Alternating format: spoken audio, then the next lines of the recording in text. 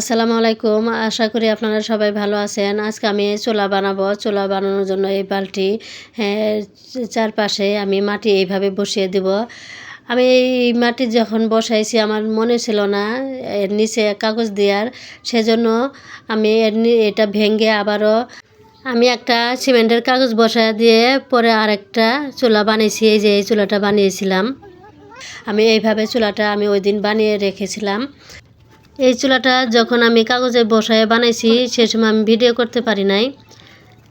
এই যে আজকে আমি 2 দিন পরে আসলাম এই চুলাটা এখন মেরামত করার জন্য, ভালো করে বানানোর জন্য। 2 দিন আগে যখন আমি বানিয়েছিলাম তখন মাটিগুলো অনেক নরম ছিল, সেজন্য আমি কাটতে পারি নাই, সেজন্য 2 দিন পরে আসলাম। এইটা আমি এখন কিভাবে চুলা বানাবো কেটে কুটে আপনারা পুরো ভিডিওটা দেখুন। ভিডিওটা আমি স্পিড করে দিলাম, আপনারা পুরো ভিডিওটা দেখুন। স্পিড করে না দিলে অনেক লম্বা হয়ে যেত, সেজন্য আমি স্পিড করে দিলাম। আপনারা পুরো ভিডিওটা দেখুন। ভিডিওটা ভালো লাগলে লাইক কমেন্ট আর সাবস্ক্রাইব করে পাশে থাকবেন।